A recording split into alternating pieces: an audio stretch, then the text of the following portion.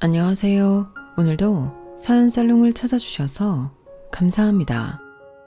저는 올해 곧 돌이 되는 한 아이의 엄마이자 이혼녀 김하영이에요.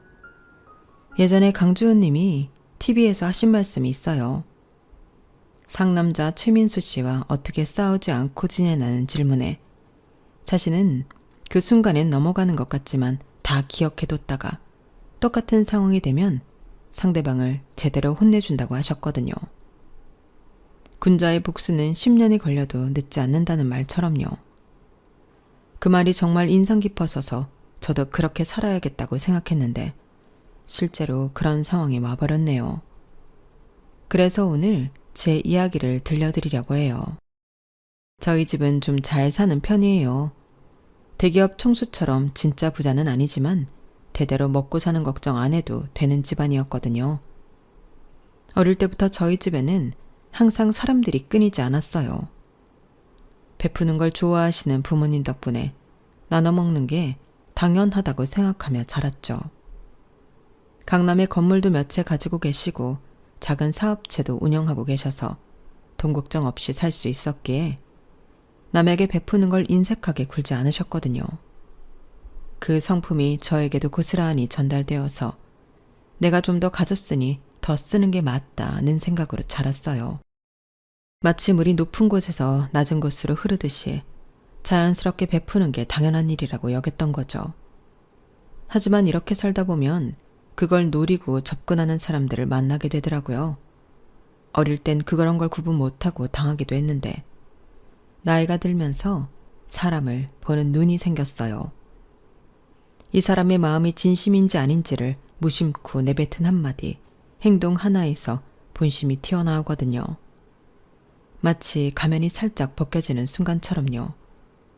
그런 게 느껴지면 당연히 거리를 뒀고 지금 주변에 남은 친구들은 저에게 2번 사면 한 번은 사려고 하는 사람들이에요. 그게 얼마는 마음이라고 생각하기에 관계가 유지될 수 있다고 생각해요. 서로 주고받는 게 있어야 진짜 우정이라고 생각하거든요. 그런 점에서 남편은 저에게 꽤 높은 합격점을 받은 사람이었어요. 개천에서 용남 케이스로 시부모님은 식당을 운영하셨는데 거기서 서빙도 하며 용돈을 벌었다고 했거든요. 그래서 돈의 귀함을 알았고 제가 돈이 많다고 해도 쉽게 버는 게 아니라는 마인드를 가지고 있었어요. 그 말을 들었을 때 이 사람은 다르구나 하는 생각이 들었어요. 처음 친구 소개로 만났을 때 정말 신선한 충격이었어요. 카페에서 마주 앉은 그 순간이 아직도 생생해요. 강남에서 오래 사셨다면서요? 첫 마디부터 우리 집이 돈이 많다는 걸 알고 있다는 듯이 말하더라고요. 순간 이 사람도 그런 사람인가? 하며 경계심이 올라왔어요. 속으로 또 시작이네 하면서 말이에요. 맛집 많이 알겠어요. 맛있는 곳 안내해 주시면 감사의 의미로 제가 저녁 사겠습니다. 그런데 이렇게 자연스럽게 이어지는 거예요. 보통 잘 산다고 하면 사달라거나 강남 맛집은 당연히 비싸다는 인식으로 꺼리는 사람들이 많은데 말이에요. 그 순간 제 마음속 경계심이 살짝 누그러지는 걸 느꼈어요. 저 솔직히 말씀드리면 한 달에 400 조금 넘게 벌어요.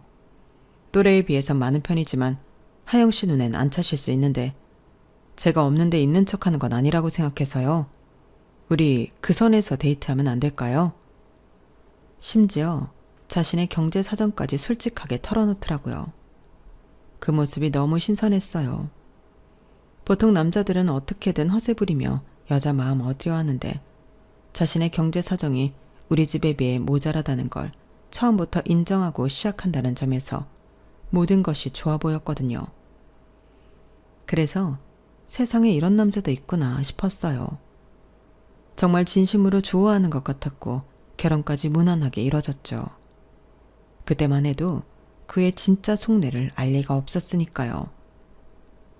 부모님 역시 그의 성실함을 마음에 들어 하셨어요. 천생연분인지 결혼 후 한 달 만에 임신하면서 그는 더 바빠졌거든요. 가족을 책임지겠다고 야근을 신청해서 하는 날들이 많아졌기 때문이에요. 저는 영어학원 선생님이었는데 임신으로 입덧이 심해져서 일을 그만두고 쉬게 되었어요. 아침마다 속이 뒤집어지는 것 같았고 냄새에도 민감해져서 수업을 제대로 할 수가 없었거든요. 그런 저와 뱃속의 아이를 생각해서 책임감 있게 일을 더 열심히 하는 남편을 보며 결혼 정말 잘했다 생각했어요. 매일 밤 11시가 넘어서 들어오는 남편을 보면서도 저는 오히려 고마웠어요. 다른 신혼 부부들처럼 신혼여행도 제대로 못 가고 신혼집에서 로맨틱한 시간을 보내기보다는 입덧하는 아내를 위해 묵묵히 일하는 남편이 너무 대견했거든요. 친정 부모님 역시 도움을 청하는 게 아니라 스스로 알아서 하려는 모습에 감탄하셨어요. 참 좋은 부모님이 돼서 잘 컸네. 요즘 사위들은 부모 도움받아 편하게 살려는데 스스로 하려 하고 내가 정말 사위 하나는 잘 얻었어. 하. 아빠가 엄마에게 속삭이시는 말을 들었을 때 제 마음도 뿌듯했어요. 정말로 괜찮은 사람을 만났다는 생각까지 들었거든요. 그날은 주말에 가족이 함께 식사하던 날이었어요. 친정 식당에서 모처럼 온 가족이 들러앉아 있었는데 제가 입덧이 많이 나아져서 식욕도 돌아온 상태로 오랜만에 맛있는 식사 자리였네요. 하영이 입덧도 잦아들었으니 배부르고 아이 태어나서 움직이기 힘들기 전에 시간 내서 바다도 보고 여행도 다니렴. 엄마가 남편을 바라보며 말씀하시는 거예요. 그때 남편의 표정이 살짝 어두워지는 걸 봤는데 아마 경제적 부담을 생각하고 있었나 봐요. 그래야겠네요. 하영이 몸 무거워져 힘들기 전에 좋은데 많이 데려가야겠어요. 남편이 그렇게 말하며 핸드폰을 들여다보더니 이내 밝은 표정으로 돌아왔어요. 주말에 우리 바다 보러 가자. 부산 KTX 예약했어. 그런데 아빠가 의아하다는 표정으로 물어보시더라고요. 차가 있는데 왜 번거롭게 기차를 타? 짐도 챙기면 무겁고 하영이도 더 피곤할 텐데 드라이브 하면서 가면 더 좋은 거 아니야? 아닌가? 요즘 젊은 사람들은 기차 여행을 더 좋아하나? 그때 남편이 조금 당황하는 것 같았지만 금세 웃으며 대답했죠. 아, 제 차가 너무 오래되어서 장거리 다니기엔 위험할 것 같아서요. 하영이가 홀몸도 아니고 임신까지 했는데 가족을 생각하면 안전한 게 좋죠. 제 차는 저 혼자만 급할 때 타는 게 맞는 것 같아요. 그 말을 들은 순간 아빠의 표정이 확 달라지더니 눈에서 하트가 발사되는 것처럼 표정을 숨기지 못하셨는데 이렇게 생각이 깊구나. 우리 딸을 정말 사랑하는구나. 둘 중 하나이지 싶은 표정과 눈빛이었거든요. 그럼 안 되지. 당장 차 바꿔야겠는데. 아빠가 갑자기 일어서시면서 남편을 바라보셨어요. 아니에요, 아버님. 저희가 알아서 할게요. 지금 당장은 못 바꾸겠지만 제가 더 열심히 노력하면 아기 태어나기 전엔 자가도 새 차로 바꿀 수 있을 거예요. 남편이 당황하며 손사래를 쳤지만 아빠 마음은 이미 정해진 상태였죠. 무슨 소리야. 우리 하영이랑 손자 태우고 다닐 차가 그래서 되겠어? 지금 당장 같이 가자. 그렇게 아빠는 괜찮다는 남편을 반강제로 데리고 평소 아빠가 자주 가던 외제차 매장을 찾았어요. 저는 임신 중이라 집에 있었는데 2시간 만에 돌아온 아빠와 남편의 표정이 대조적이라 아직도 생생하게 기억나요. 아빠는 뿌듯한 표정이었고 남편은 뭔가 복잡한 표정이었거든요. 집에 와 물으니 이렇게 단번에 좋은 차를 뽑아주실지 몰라서 너무 당황해서 고맙다는 소리도 제대로 못한 것 같다고 아직도 얼떨떨한 듯 말하더라고요. 아빠가 바로 계약하고 온 차는 벤츠 C클래스였는데 남편에게는 꿈의 차였을 거예요. 그날 밤 남편이 말했거든요. 이런 차를 언제 타보나 했는데. 그 말을 들으면서 저는 마음이 따뜻해졌어요. 그때만 해도 그의 진짜 속마음을 알 리가 없었으니 열심히 책임감을 가진 남편과 그를 이뻐하는 친정아빠의 모습들이 감사하고 또 감사할 따름이었네요. 그렇게 한 달 뒤 예약했던 차가 나왔어요. 저는 배가 불러서 잘 못 움직이니까 남편 혼자 차를 인수받았는데 생각보다 막 좋아하지 않는 것 같았어요. 시승을 하고 와서도 표정이 그렇게 밝지 않더라고요. 보통 남자들이 새 차, 그것도 벤츠를 받으면 신이 나서 이것저것 만져보고 자랑하기 바쁠 텐데 남편은 오히려 무거운 표정이었어요. 왜 그래? 마음에 안 들어? 제가 물어보니까 남편이 한숨을 쉬며 말하더라고요. 아니야, 차는 정말 좋아. 근데 이런 거 받아도 되는지 모르겠어. 무슨 소리야? 다 큰 자식인데 부모 덕 바라는 것 같아서 마음이 편하지 않아. 처음에는 그냥 고맙게 받으면 되는 줄 알았는데 막상 이렇게 비싼 차를 받고 보니까 남편의 표정이 정말 착잡해 보였어요. 그 모습을 보면서 저는 오히려 더 기특했어요. 받을 수 있을 때 받겠다고 하지 않고 오히려 부담스러워하는 게 진짜 좋은 사람 같았거든요. 그러면 더 잘하면 되는 거 아니야? 제가 남편의 어깨를 토닥이며 말했어요. 당연히 부모는 자식에게 더 좋은 걸 주고 싶지 않겠어? 더군다나 임신한 딸이랑 손자를 생각하면 당연한 거지. 그렇긴 한데 당신은 내 뱃속 아이에게 그런 마음 들지 않아? 나중에 우리 아이가 커서 필요한 게 있으면 해주고 싶지 않을 것 같아? 그러자 남편의 표정이 환해지더라고요. 그렇네. 내가 너무 생각이 짧았나 봐. 아버님 어머님이 우리를 위해서 주시는 건데 고맙게 받아야겠다. 그러니까 그 대신 부모님께 더 잘해드리면 되는 거야. 남편은 제 말이 맞다며 동조하면서 앞으로 친정 부모님께 더 잘해야겠다고 다짐했어요. 그 모습이 너무 기특해 보였거든요. 그리고 실제로 시간 날 때마다 친정 부모님을 찾아가며 살갑게 굴었어요. 주말이면 꼭 들러서 안부를 여쭙고 아빠가 좋아하는 술이라든지 엄마가 좋아하시는 꽃 같은 것들을 사들고 가더라고요. 친정 부모님은 그런 남편을 정말 예뻐하셨어요. 하영이 복 많네. 저런 남편을 어디서 구하냐. 엄마가 남편이 없을 때 저에게 하신 말씀이었어요. 정말 자랑스러웠죠. 그렇게 2달이 더 지났을 무렵 남편이 변화하기 시작했어요. 아니, 정확히는 본색을 드러내기 시작했다고 해야 할까요? 그때는 몰랐지만 지금 생각해보면 그때부터 시작이었던 것 같아요. 아이 방을 만들어야겠는데 남편이 핸드폰으로 이것저것 쇼핑하면서 중얼거리더라고요. 아기 침대, 기저귀 가리대, 장난감 등등 보기에도 예쁜 것들이 많았어요. 우리 집이 좀 좁아서 뭘 사두기가 힘들 것 같아. 남편이 한숨을 쉬며 말했어요. 우리 집은 24평 아파트였는데 결혼 전 제가 독립해서 살던 집을 리모델링해서 들어왔거든요. 아이를 낳아도 사실 좁은 집은 아니라고 생각했어요. 물론 마당 있는 친정을 생각한다면 좁지만 우리가 가진 범위에서 하자는 남편 말에 동의했고 그렇게 선택했기에 문제 없다고 생각했거든요. 그냥 필요한 것만 사면 되지 뭐. 아이 방이라고 해봐야 침대하고 옷장 정도면 충분하지 않아? 제가 그렇게 말했지만 남편은 뭔가 불만족스러운 표정이었어요.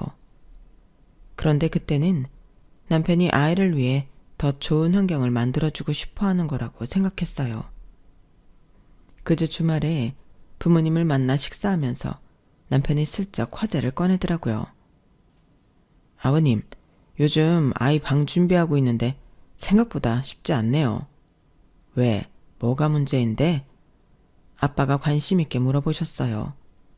집이 좀 좁아서 아이 방 만드는 것도 쉽지 않고 아기 물건들이 생각보다 많더라고요.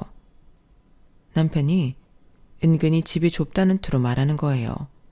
그 순간 저는 설마 하는 생각이 들었어요.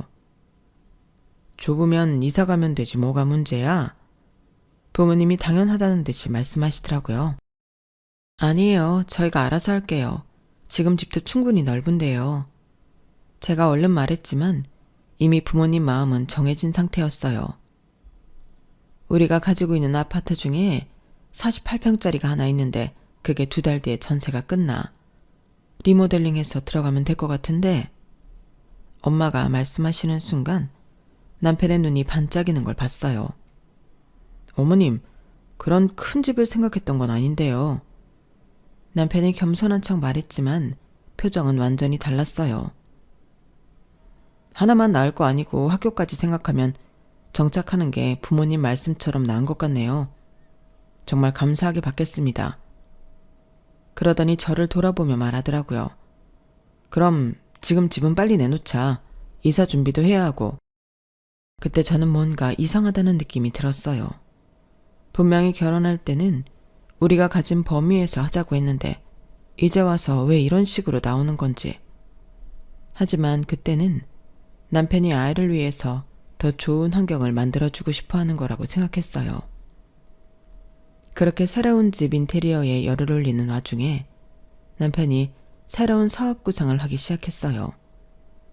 처음에는 가벼운 얘기였어요. 평소 옷 잘 입는다는 소리를 들었기에 편집샵 운영하면 잘할 것 같다는 말을 흘려 했었거든요.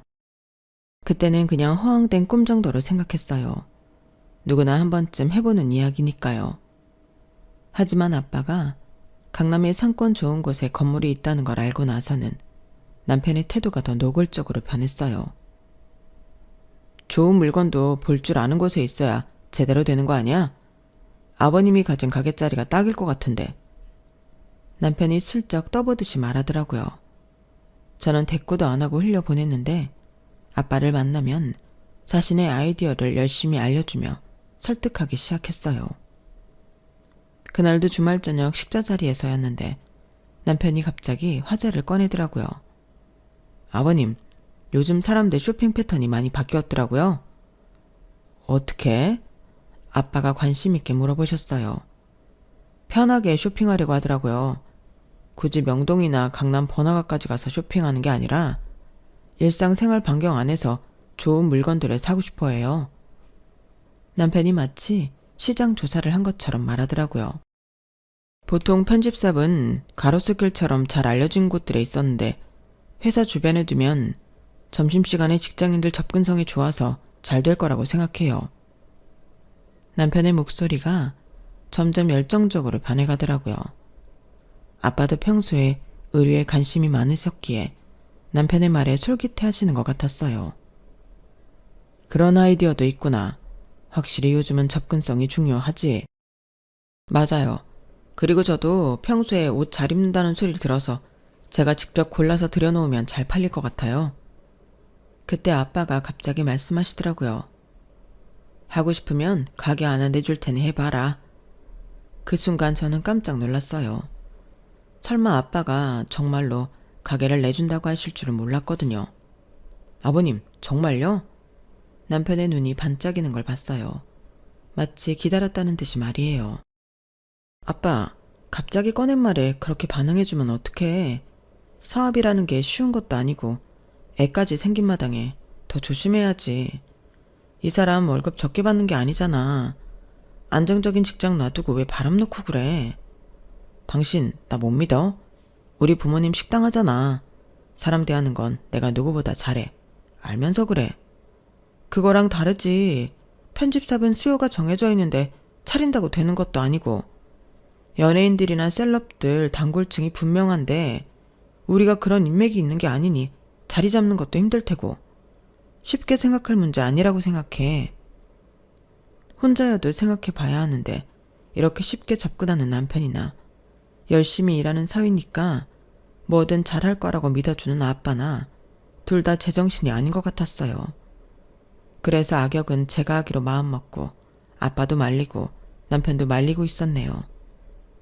하지만 남편은 그런 저를 안심시키려고 그러는 건지 아빠에게 자신이 충분히 할 수 있다는 걸 어필하려는 건지 모르겠지만 계속 충분히 승산이 있고 말은 지금 꺼냈지만 사실 오래전부터 회사 주변도 살피고 구상하고 있었다고 말하더라고요. 그렇다고 해도 준비 기간이 필요하잖아. 최소한 아이 낳고 나서 생각해봐도 되는 거 아니야? 기회라는 게 언제 오는지 모르는 거야. 그러다 다른 사람이 차리면 그땐 기회고 나발이고 없는 거야. 그래도 모르겠어? 젊을 때 한번 해보는 것도 나쁘지 않을 것 같은데 나이 들면 감각이 떨어질 수도 있고 안 그러나? 아빠가 남편을 지지하는 듯이 말씀하시니까 남편 얼굴에 화색이 돌면서 당연하다는 듯 말하는 거예요. 지당한 말씀입니다, 아버님. 돈 쓰는 소비층이 제 또래이고 강남 회사 다니는 층도 제 또래가 많으니 지금이 적기인 셈이죠. 결국 저는 더 이상 말릴 수 없었어요. 그렇게 남편은 편집샵 가게 인테리어 구상을 하고 물품들을 구매하며 들뜬 시간을 보냈어요. 매일 밤늦게 들어와서는 핸드폰으로 인테리어 사진들을 보여주며 설명하고 주말이면 백화점을 돌아다니며 명품들을 구경하고 다녔어요. 그 모습을 보면서 저는 복잡한 심정이었는데 회사 일을 열심히 하는 사람이 자기 일은 한다니까 밤새는 줄 모르며 빠져드는 모습이 보기 좋았지만 다른 한편으론 불안했거든요. 정말 잘 될 수 있을까? 혹시 실패하면 어떻게 하지? 너무 아빠만 믿는 거 아닌지. 특히 아이가 태어날 예정인데 수입이 불안정해지는 게 맞나? 하는 생각들이 머릿속을 맴돌았던 거죠. 하지만 그때는 남편이 정말 성공하고 싶어 하는 것 같았고 부모님도 지지해 주시니까 잘 될 거라고 긍정적으로 생각하기로 했었네요. 모든 게 갑자기 이루어진 게 정신없던 저는 마음을 비우고 있었어요. 남편이 발견한 진실을 알고 있으면서도 모르는 척 연기를 해야 했거든요. 그런데 남편은 오히려 더 적극적으로 변했어요. 하영아, 가장이 되는 책임감이 이렇게 클 줄 몰랐어. 앞으로 우리가 더 잘 될 거라는 걸 확신해. 남편이 매일 밤 저에게 말하며 마치 저를 세뇌시키려 했어요. 자신이 얼마나 가족을 위해 열심히 하고 있는지, 앞으로 얼마나 잘 될 것인지에 대한 이야기를 끊임없이 늘어놓았죠. 그 모습을 보면서 저는 정말 뻔뻔하다는 생각밖에 안 들었어요. 그렇게 시간이 흘러 들어갈 집 인테리어가 끝나고 이삿날이 되었어요. 그새 배가 많이 불러왔고 여름이라 몸이 무거워져서 저는 움직이기가 힘들었어요. 여보 미안한데 나는 못 움직이겠으니까 알아서 해줘. 남편은 편집샵을 준비한다며 이미 사직서를 낸 상태였기에 시간이 충분했어요. 알았어. 걱정하지 마. 내가 다 알아서 할게. 그렇게 저는 친정에 가 있었어요. 짐을 다 싸고 나는 친정으로, 남편은 이사갈 집으로 출발했죠. 그런데 1시간 뒤 남편에게서 전화가 왔어요. 여보, 지금 큰일 났어. 남편의 목소리가 급박했어요. 왜? 무슨 일인데? 우리가 들어가야 하는데 이미 이사 온 사람이 있다고. 무슨 일이야? 그 말을 듣는 순간 저는 속으로 웃음이 나왔어요. 드디어 시작되는구나 싶었거든요. 아, 그거 우리 집 아니니까 당연한 거지. 저는 담담하게 말하며 전화를 끊었어요. 남편이 다시 전화했지만 받지 않았죠. 그러자 30분 후 남편이 직접 친정으로 찾아왔어요. 이게 무슨 소리야? 아버님이 우리 주신다고 했는데 우리 집이 아니라니. 남편이 어이없다는 표정으로 소리쳤어요. 부모님도 갑작스러운 상황에 당황하셨죠. 내가 당신과 함께 있을 때는 우리였겠지만 내가 너와 함께 있지 않기로 결정한 지금은 우리가 아니지. 그러니까 우리 집이 아니고. 저는 차분하게 말했어요. 남편은 그 말을 이해하지 못하는 것 같았어요. 알아듣기 쉽게 말해. 대체 무슨 소리야? 남편이 언성을 높이기 시작했죠. 그러자 저는 더 이상 참을 수 없었어요. 세상이 우습지. 그 큰 집을 날로 먹으려 했어? 제가 비웃으며 말하자 남편의 표정이 싹 굳어졌어요. 뭔가 잘못됐다는 걸 직감한 것 같았거든요. 사실 48평 아파트는 원래부터 제 명이었어요. 아버지가 제 결혼 전에 나중에 네가 살 집이라며 미리 증여해 놓으신 거였는데 남편은 그 사실을 모르고 있었던 거죠. 그리고 인테리어가 끝나자마자 저는 친구에게 전세를 준 상태였어요. 그 친구는 부모님과 살고 있었는데 결혼하면서 더 큰 집이 필요했거든요. 강남은 부담스러워서 다른 지역을 보고 있었는데 제가 우리 집에 들어오라고 한 거였어요. 물론 이 모든 계획은 남편이 모르는 상태에서 진행된 거였죠. 남편은 그제서야 뭔가 심상치 않다는 걸 느끼는 것 같았어요. 하지만 아직 제가 모든 걸 알고 있다는 것까지는 모르는 상태였죠.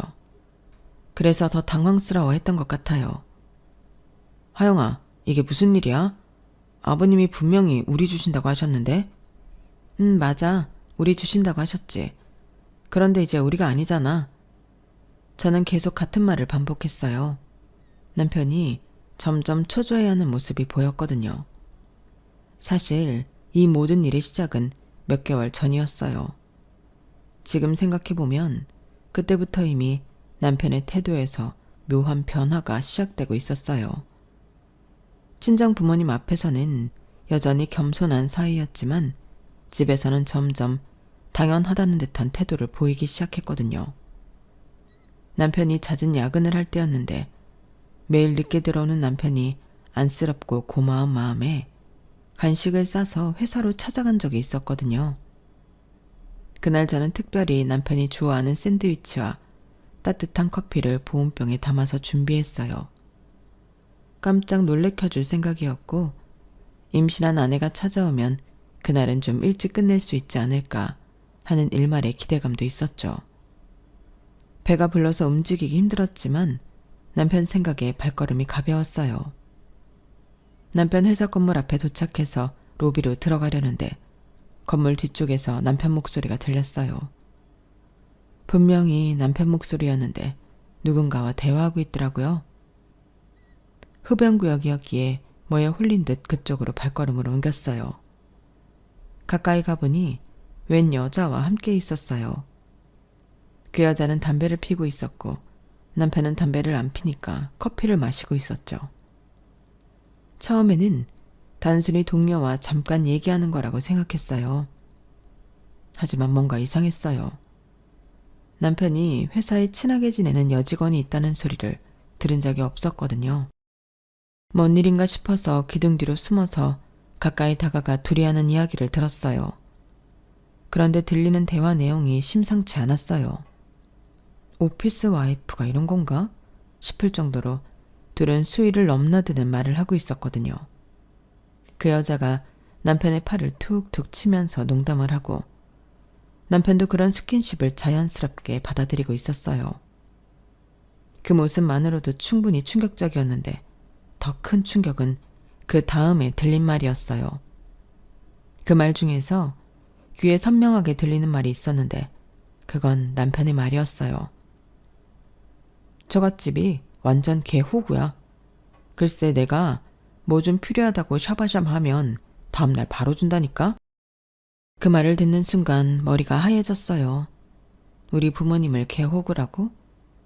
내가 듣고 있는 게 맞나? 하는 생각이 들었죠. 그런데 그 말도 기가 막혔는데 그 말을 들은 여자가 하는 말은 더 가관이었어요. 네가 연기를 잘하니까 그런 거지. 하여간 당신은 원하는 게 있으면 하늘의 별도 따다 줄 것처럼 굴더라. 그 여자가 웃으면서 말하는 거예요. 연기를 잘한다고? 그럼 지금까지 보여준 모든 모습들이 다 연기였다는 말인가요? 그럼 지금 따줄까? 그러자 남편이 야릇한 미소를 보내면서 대답했어요. 그 순간 저는 온몸에 소름이 돋았어요. 이게 정말 내가 아는 남편이 맞나 싶었거든요. 그 순간 손에 있던 간식 봉지를 놓칠 뻔했지만 정신을 붙잡고 최대한 조용히 그 자리를 벗어났어요. 주차했던 차에 와서 한참을 멍하니 앉아 있었죠. 손이 떨리고 머리가 어지러웠어요. 내가 지금까지 알던 남자가 아니었어요. 그럼 모든 게 다 계획된 것인가? 결혼도 임신도 친정에 잘해주는 것도 모두 계획인 것이었나? 어디서 뭘 어떻게 해야 할지 패닉에 빠졌는데 우선 사전 조사가 필요할 것 같았어요. 집에 돌아와서 나를 소개해준 친구에게 전화했어요. 남편에 대해 더 자세히 알고 싶다고 했죠. 왜 갑자기 무슨 일이 있어? 친구가 걱정스럽게 물어봤어요. 아니야. 그냥 남편 친구들이랑 만날 일이 있을 것 같아서. 아, 그래? 걔는 대학 동기인데 평판이 좋아서 소개시켜준 거야. 성실하고 착하다고 소문났었거든. 그 말을 들은 순간 감이 왔어요. 대외적으로 하는 행동과 진짜 속내는 완전히 다르구나. 겉으로는 착한 사람인 척하면서 속으로는 완전히 다른 계산을 하고 있었던 거예요. 그래서 그 실체를 낱낱이 까발려주겠다고 속으로 다짐하고 판을 깔기 시작했던 거예요. 이제 더 이상 당하고만 있을 수는 없었거든요. 사실 남편이 그렇게 당황한 건 당연했어요. 의외로 순수하게 제 함정에 말려들었거든요. 저는 남편의 허세 부리는 속성을 정확히 파악하고 있었어요. 남편이 아기방을 만들려고 할 때 저는 일부러 이런 말을 했어요. 아, 그런데 민지네는 어떤 제품들을 샀는데 정말 좋다더라. 특히 그 원목 아기 침대랑 수입 기저귀 가리대. 저는 마치 우연히 들은 것처럼 자연스럽게 말했어요. 그러면서 관심 없는 척 덧붙였죠. 요즘 애들은 뭘 그렇게 사는지 우리 때는 그런 거 없이도 잘 컸는데. 물론 그 친구라는 건 남편을 소개시켜줬던 친구를 포함해서 겹쳐서 알고 있는 지인들의 이름을 팔았던 거예요. 남편은 그 말을 듣고 바로 핸드폰을 꺼내서 검색하기 시작했어요. 그 물품들을 보고 크기며 가격이며 살펴보면서 다른 사람들이 어떻게 꾸미는지까지 찾아보더라고요. 그러면서 점점 욕심이 생기는 게 보였어요. 이런 거 보니까 우리 집이 진짜 좁긴 하네.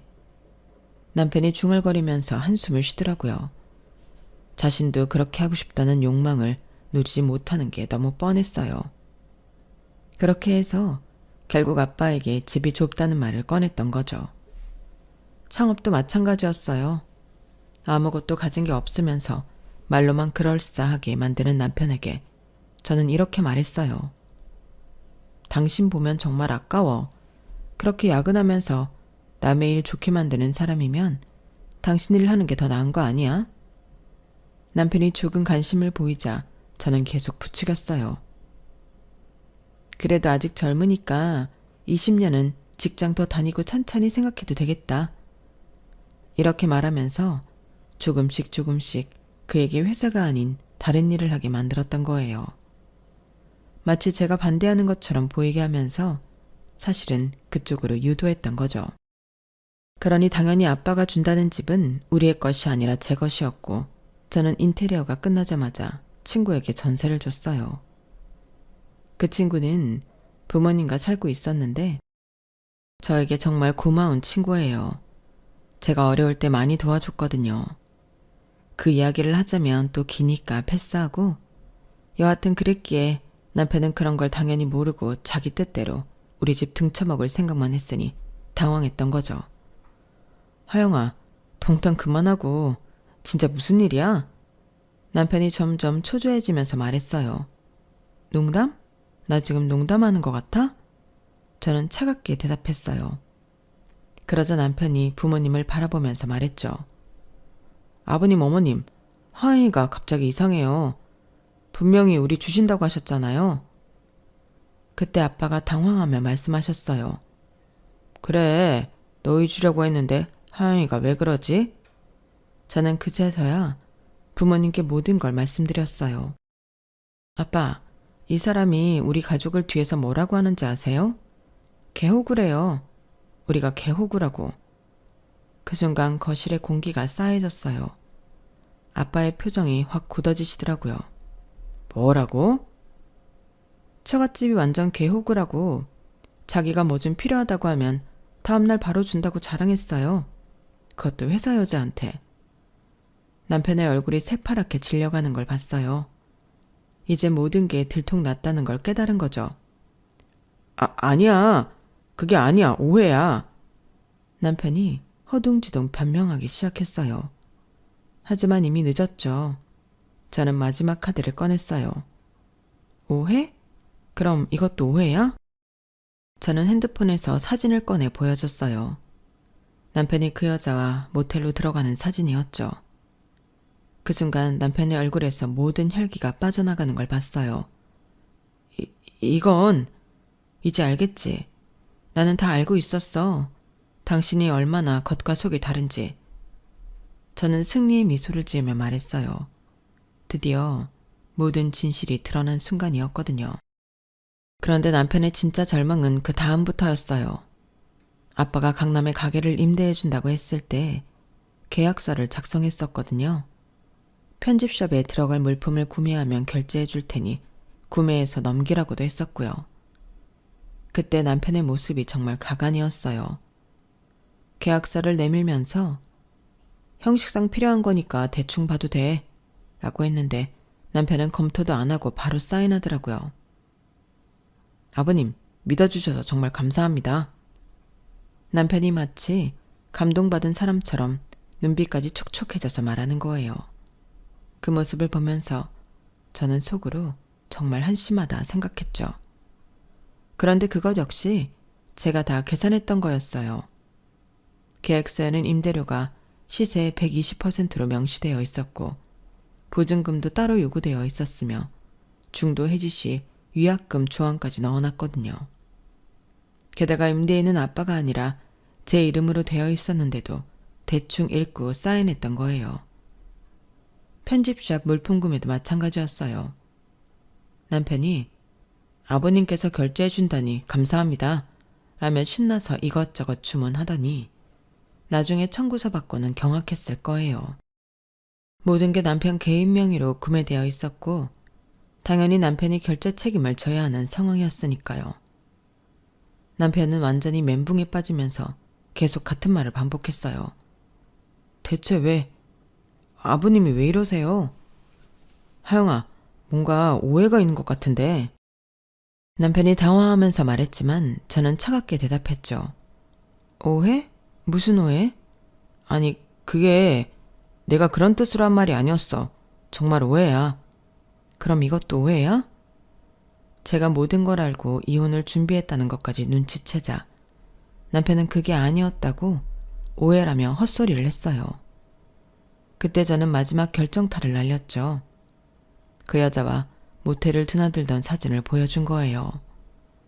남편은 완전히 무너지면서 이건 진짜 우연히 한 번뿐이었다고 변명했지만 제가 한 달 동안 수집한 증거들은 그게 거짓말임을 보여주고 있었어요. 총 7번의 만남, 4번의 모텔 출입, 그리고 수십 통의 문자 메시지까지 모든 게 다 있었거든요. 이것도 오해야? 사진을 보는 순간 남편의 얼굴이 완전히 하얗게 변했어요. 더 이상 변명할 수 없다는 걸 깨달은 거죠. 이건 정말 오해야. 오해? 모텔 들어가는 것도 오해고 우리 집을 개 호구라고 한 것도 오해야? 저는 냉정하게 말했어요.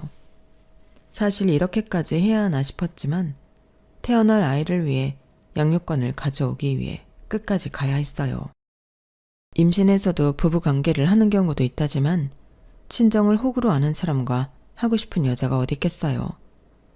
게다가 저는 아이도 이미 가진 상태니까 거절하기 좋았고 이 남자는 그 시간을 못 참고 넘지 말아야 할 선을 넘어버렸던 거예요. 그 전에도 그런 관계였는지 아니면 제가 시발점이 되었는지 모르지만 개벌은 난 못 준다고 원래 그랬다고 생각해요. 그렇게 자신이 원하는 대로 될 거라 생각했는데 자신이 파나온 함정에 자신이 빠져서 호적되는 꼴이란 정말 웃겼어요. 남편은 그제서야 자신이 얼마나 큰 빚더미에 앉게 됐는지 깨달았을 거예요. 회사도 그만둔 상태에서 인테리어 비용에 편집샵 물품비까지 합치면 몇천만 원이 넘는 돈을 혼자 감당해야 하는 상황이었거든요. 그야말로 자업자득이었죠. 저는 웃으며 이제 시작인데 이런 걸로 열 빼지 말라고 말했어요. 아, 그리고 인테리어 비용 3천만 원이랑 편집샵 물품비 2천만 원은 당신이 직접 계약한 거니까 당신이 책임져야지. 나는 이혼하니까 부부 공동책임 이런 거 없다 라고 못 박았네요. 당연히 이혼하게 되었어요. 남편의 불륜과 경제적 기만행위 그리고 처가에 대한 모독적 언사들이 모두 증거로 제출되면서 양육권은 당연히 제게 왔어요. 위자료도 받았지만 애초에 남편이 가진 게 없었기에 큰 액수는 아니었어요. 하지만 중요한 건 내 아이를 지킬 수 있다는 것이었거든요. 법원에서도 남편의 행태를 보고 양육권을 주는 것에 대해 전혀 망설임이 없었다고 했어요.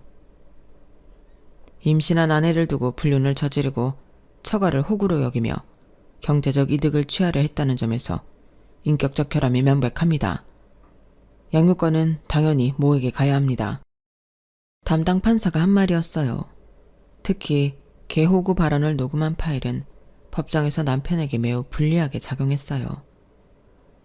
다가가면서 분위기가 심상치 않다고 느꼈던 전 핸드폰 녹음기를 켰었는데 그게 도움이 되었던 거죠. 남편은 그 말을 듣고 절망적인 표정을 지었는데 그제서야 자신이 얼마나 큰 실수를 했는지 깨달은 것 같았죠. 남편이 그 여자와 만나는 장면은 사실 여러 번 목격했어요. 처음 발견한 후 확실한 증거를 위해 한 달 정도 더 지켜본 거였거든요. 사진은 남편이 사무실에서 늦게 나와 그 여자와 함께 모텔로 들어가는 모습을 촬영한 것이었어요.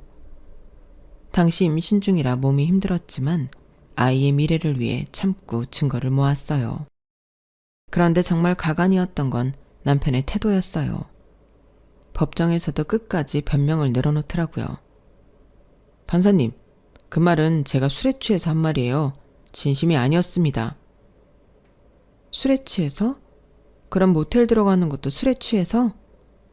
제가 차갑게 반박했죠. 남편이 할 말이 없어서 버벅거리는 모습이 정말 한심했어요. 그건 정말 실수였어요. 마음이 약해져서 딴 년이랑 모텔 간 거야? 그럼 나는 뭐야? 임신해서 못 움직이는 호구? 그 순간 법정 안이 조용해졌어요. 그때 남편 변호사가 감정에 치우쳐서 하는 말이라고 제 말을 무마시키려 했지만 저희 변호사가 그럼 모텔 출입도 감정에 치우쳐서 한 행동인가요? 라고 반박하니까 남편 변호사도 남편도 꿀먹은 벙어리처럼 아무 말도 못하고 있더라고요. 남편은 빚이 늘고 회사에는 가지도 못하게 되었어요. 제가 그 여자한테도 소송장을 날리면서 회사를 그만두게 되었고 그 회사 근처로도 못 가게 되었기 때문이에요. 남편이 하는 일을 자세히 말하지 못했던 건 워낙 바닥이 좁아서 말하면 눈치채시는 분들이 생기기 때문이었는데 그랬기에 취직은 꿈도 못 꾸고 빚은 늘었어요. 더 웃긴 건 남편이 그 상황에서도 제게 연락을 했다는 거예요. 하영아, 우리 다시 한번 생각해보자. 아이 때문에라도. 아이 때문에? 아이 때문에 이혼하는 거야. 내 아이가 거짓말쟁이 아빠 보면서 클 수는 없거든. 제발 한 번만 용서해줘. 내가 정말 잘못했어. 용서? 그러기엔 너무 멀리 온 것 같지 않아? 마음에도 없는 소리 하지 말고 꺼져.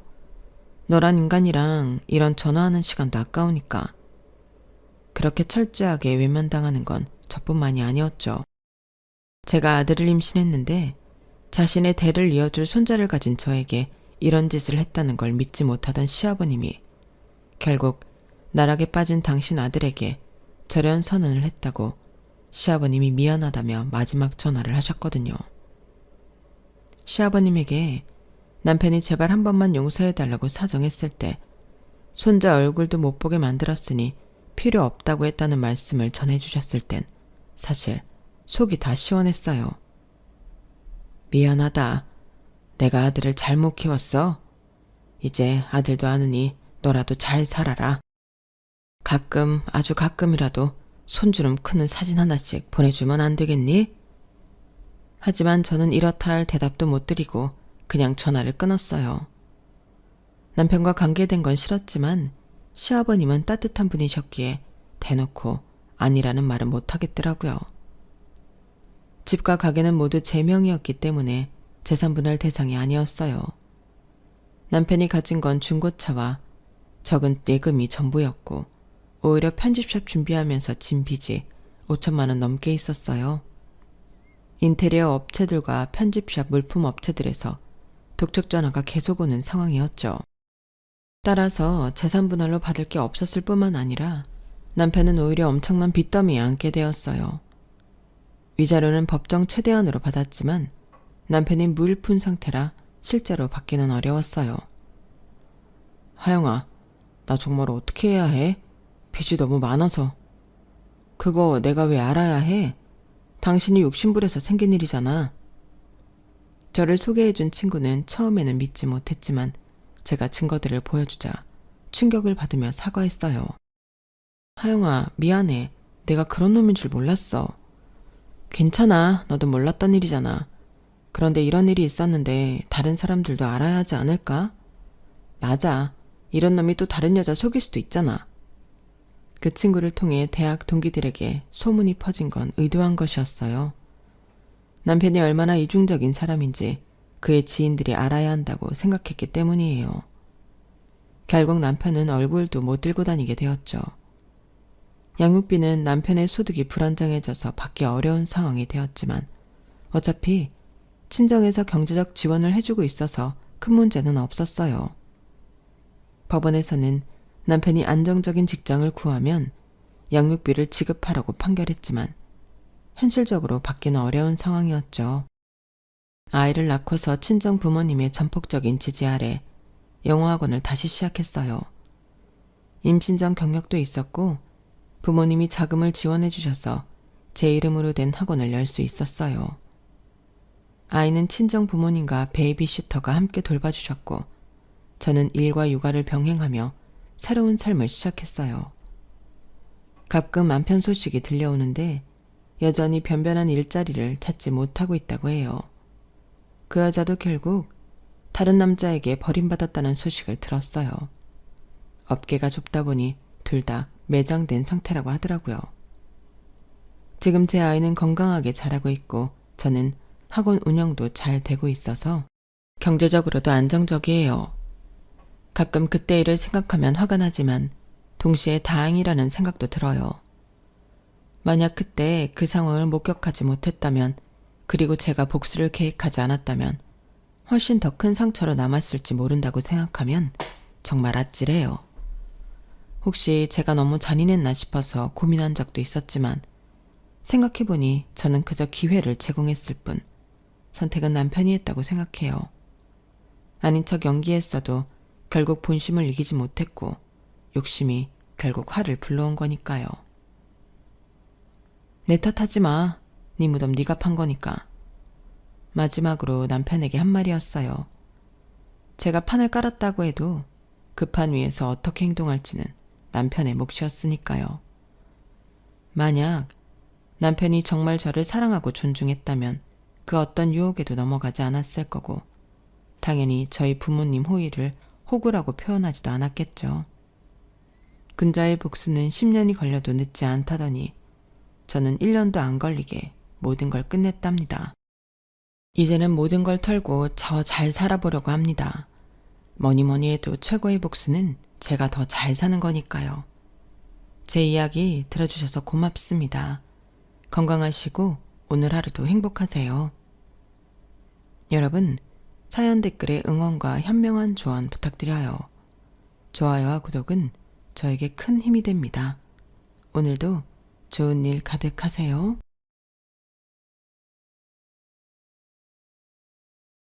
안녕하세요. 오늘도 사연 살롱을 찾아주셔서 감사합니다. 저는 결혼하고 1년 만에 시어머니 때문에 이혼하고 현재는 재혼해 어린 딸 둘을 키우고 있는 40대 여성입니다. 지금 남편과는 사실 아무런 문제가 없고 심지어 잘 지내고 있는데요. 제가 사연으로 소개하려는 사연은 전 남편과 전 시어머니 이야기예요. 벌써 이혼한 지도 8년이 넘어가는데 세상이 좁긴 좁다고 얼마 전 길거리에서 폐지를 줍고 있는 전 시어머니를 만나게 되었어요. 서로 외관의 모습은 많이 변했지만 그래도 한눈에 우리는 서로를 알아볼 수 있었는데 저는 당시 두 아이와 하원 후 노래까지 부르며 즐겁게 집으로 돌아가고 있던 길이었거든요. 그리고 우연이라고 하기엔 정말로 기가 막힌 운명처럼 다시는 마주치고 싶지 않았던 그 양반을 보게 되었는데요. 그 모습이 너무 초라하고 충격적이라 여운이 지금까지도 있어 사연까지 쓰게 되었어요. 사실 저는 전 남편과 연애를 꽤 오래 했었거든요. 무려 5년 넘게 연애를 하고 결정한 결혼이었는데 결혼 생활 고작 1년밖에 하지 못했으니 주변에서도 말이 많았어요. 저는 전 남편과 문제보다는 앞에서도 언급했지만 사이코 같았던 전 시어머니와 문제 때문에 이혼했는데요. 저도 제가 이렇게 황당하게 이혼 경력을 갖게 될 줄은 몰랐어요. 사람 앞날은 아무도 모른다고 하는데 그 말이 정말이더라고요. 게다가 저는 나름 깐깐하다고 자부했던 사람인데 제가 시어머니를 제대로 알아보지 못하고 결혼을 했다는 게 너무 속상했어요. 전 남편과는 오랜 연애도 했었고 서로 충분히 잘 알고 있다고 생각해 결혼해도 우리는 친구처럼 지낼 수 있을 거라는 자신이 있었는데요.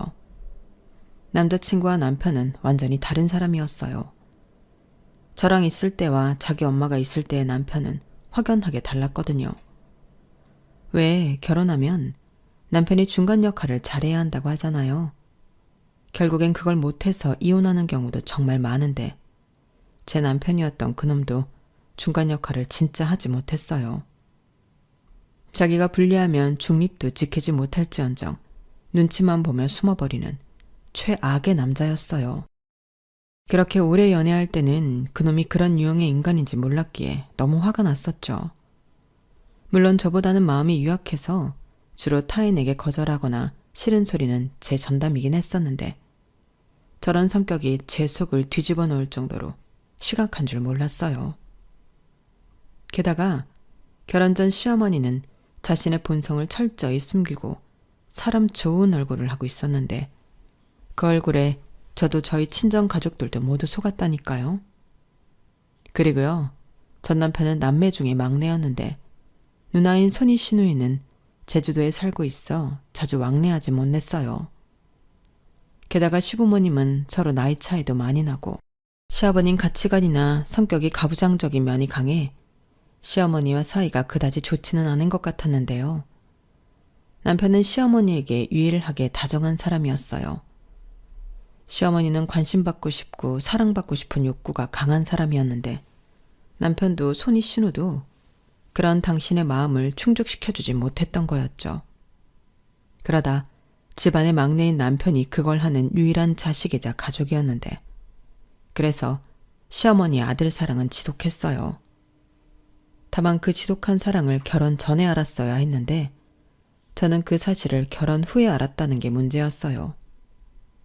물론 자식을 사랑하지 않는 부모는 세상에 없겠지만 그 마음이 지나쳐 며느리를 당신 라이벌로 알고 주구장창 며느리인 저를 괴롭히려 했는데 진심 매일이 지옥이었어요.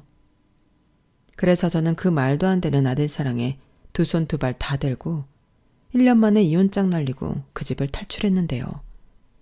지금부터 제 기막힌 사연을 소개해 볼게요. 저는 전 남편을 직원과 손님으로 처음 만났어요. 제가 백화점에서 근무하는 직원이었고 남편이 손님이었는데 제가 남성 브랜드 옷 매장에서 일을 하고 있었거든요. 그리고 남편은 영업일을 하고 있어서 옷차림에 신경을 많이 쓰는 사람이었는데 그렇게 손님과 직원으로 만난 저는 늘 그렇듯 친절하게 응대했어요. 그런데 남편은 그런 저의 친절함에 반하게 되었고 그 후 뻔질나게 저를 찾아와 자기 마음을 표현하려고 애를 썼는데 저는 그러다 말 해프닝이라고 생각해 거절했어요. 하지만 남편의 마음은 1년이 넘도록 일편단심이었고 백화점 내 같은 층, 아니 다른 직원들도 다 알 정도로 유별났었는데 결국 제 마음의 문도 열리고 말았죠. 처음에는 가벼운 사람인가? 원래 저렇게 여자를 밝히는 사람인가? 의심을 했었거든요. 하지만 시간이 지나면서 그 사람의 마음이 진심이라는 걸 알게 되었고 만나다 아니다 싶으면 그때라도 바로 이야기하면 그땐 깨끗하게 포기해야겠다고 하는데 그래서인지 남편은 저와 만날 때마다 늘 성심성의껏 모든 데이트 일정과 계획을 세워 저를 감동시켰어요. 그리고 정식으로 만나면서 어느덧 5년이란 시간이 지났는데 저도 남편을 많이 좋아하게 되었죠. 무엇보다 남편은 같이 있으면 마음을 편하게 해주는 묘한 매력이 있었는데 저는 좀 성격이 까탈스럽고 예민한 편이라 그런 남편과 있는 게 신기할 정도로 좋았어요. 집신도 짝이 있다고. 저 같은 여자도 남편이란 짝을 만나 안정을 찾게 된 걸까? 자연스럽게 결혼 생각까지 하게 되었는데요. 연애를 오래 하다 보면 서로에 대해 어느 정도 많이 알게 되고, 그러면서 양가 형편이 그다지 풍족하지 않다는 걸 이미 알고 있었어요. 그래서 스트레스 받을 거 없이 반반 결혼하자고 남편과 합의했던 저는 큰 싸움이나 갈등 없이 결혼 준비를 할 수 있었는데, 다만 신혼집 위치가 시댁과 너무 가깝다는 게 문제이긴 했어요. 그런데 시아버님이 부동산 중개업을 하고 있어 도움을 받은 터라 제가 시댁이랑 가까워서 싫다고 말을 할 수는 없었는데요. 그리하여 줄지에 걸어서 10분 거리에 신혼 살림을 차리게 되었어요. 그때까진 아무리 가까운 거리에 살아도 맞벌이인데 큰 문제가 있을까 아니란 생각을 하고 있었는데, 그도 그럴 게 결혼 전까지 제가 만난 시어머니는 너무나도 좋은, 인자하고 이해심이 많은 분이셨거든요. 게다가 결혼 후 한 달 정도는 집들이 때 빼고 저희 집에 오신 적이 없었는데, 심지어 당신 집이 가까우니 집에 오지 말라는 말도 많이 하셔서 마음을 내려놓았어요. 그런데 제가 마음을 내려놓음과 동시에 시어머니는 반찬 가져다 놓는다. 니들 바쁘니 내가 대청소 좀 해주겠다. 이런 말로 저희 집에 마음대로 드나들기 시작하셨는데 솔직히 좋지는 않았어요. 둘 다 바쁘고 저도 집에 오면 늘어지고 싶은 탓에 살림을 잘하고 있던 편은 아니었는데 그걸 무방비하게 다 들키게 생겼으니 마음이 좋지 않았죠. 그리고 그렇게 퇴근하면 저희 집은 완전히 다른 모습으로 깔끔 그 자체로 변해 있었는데, 남편은 좋아했지만 저는 마음이 불편했어요. 그래서 조금이라도 책 잡히고 싶지 않아 청소에 신경을 많이 쓰고 있었는데, 역시나 문제는 음식이었어요. 갓 시집 온 여자가 할 줄 아는 게 있으면 얼마나 있나요? 그리고 저나 남편은 입이 짧은 편이라 대충 그때그때 먹고 싶은 것을 배달시키거나 후딱 만들어 먹고 치우면 그만이었는데, 시어머니는 저희가 버린 쓰레기통을 뒤지게라도 하시는 듯 늘 불만이 많으셨어요. 예, 지연아. 아무리 바빠도 여자가 이게 뭐니? 남편 밥은 제대로 차려서 먹여야지. 즉석밥에 냉동식품 이게 다 뭐야? 그리고 니들은 뭐 매일 술만 마시니? 이 맥주 캔이며 소주병 좀 봐. 제정신인 거야? 너는 도대체 니네 집에서 뭘 배운 거니? 어머니, 그런 말씀은 좀... 그리고 저희가 저녁 먹거나 야식 먹을 때 한 잔씩 하다 보니 쌓인 거지 하루에 많이 마시진 않아요. 그래도 그렇지. 여자가 술이라니 말도 안 되는 일이다. 너 그럼 사람들이 흉 봐? 자고로 여자는 술상이나 차리는 거지. 남편이랑 같이 술을 마신다는 건 상상도 할 수 없는 일이다. 어머니 말도 안 돼요. 요즘이 무슨 조선시대도 아니고 그런 법이 어딨어요. 부부가 사이좋게 한 잔씩 하고 서로 이야기도 나누면 좋죠. 사이도 더 좋아지고. 아유, 지금도 봐라. 너는 시집 온 지 얼마나 됐다고 시어머니가 말을 하는데 따박따박 말대꾸를 하니? 나는 우리 시어머니한테 절대 그러지 않았다. 세상이 변하고 아무리 남녀가 유별한데. 그리고 요즘 세상은 사는 게 힘들어 여자도 돈을 벌어야 하지만 그래도 여자가 가장 우선으로 해야 하는 건 살림이랑 남편 내줘야. 돈 번다고 남자랑 똑같이 하라고 하는 건 못 쓰는 거다. 아무리 그래도 어머니, 저는 그렇게 생각하지 않아요. 어머님도 딸이 있으시면서 왜 자꾸 저한테 건우 씨 하수인처럼 살라고 하세요? 저도 똑같이 벌고 결혼도 반반 했잖아요. 그럼 결혼 생활도 공평해야죠. 저는 반반 결혼의 의미가 평등하게 서로를 존중하며 살자는 뜻이라고 생각해요. 나를 어쩌면 좋니? 좌우간 나는 내 아들 이렇게 대충 먹여 출근시키는 걸 못 본다. 내가 반찬도 해다 주잖아. 그런데 뭐가 어려워? 아침에 따뜻한 밥이랑 국만 끓이면 되는데. 요즘 젊은 애들은 이게 문제야. 얼마나 편한 세상인데 이렇게 불만만 많아서는. 평등? 남녀가 어떻게 평등하니? 그건 애당초 말도 안 되는 소리야. 항상 남자가 먼저다. 저는 정말 시어머니의 저런 말을 듣고 놀라서 아무 말도 하지 못했어요. 내가 지금 무슨 말을 듣고 있는 건가? 어안이 벙벙했는데요. 저는 시어머니가 그러던지 말던지 절대 스스로 낮춰 남편만을 위하며 살 생각이 없었어요. 그리고 아무래도 시어머니와 제가 가지고 있는 가치관이 다르니 많이 부딪힐 것 같아 걱정이 많아지는 순간이었는데, 그때도 어느 정도 싸우다 보면 시어머니가 제 풀에 지쳐 포기하실 줄 알았어요. 아, 쟤는 내가 아무리 말을 해도 소용이 없구나. 에휴, 저런 며느리 얻은 것도 내 팔자지. 그렇다고 하나 있는 아들 이혼시킬 순 없으니 내가 포기해야겠다. 이럴 줄 알았거든요. 하지만 제가 너무 시어머니를 쉽게 생각했던 것인지 제가 생각한 그런 일은 일어나지 않았어요.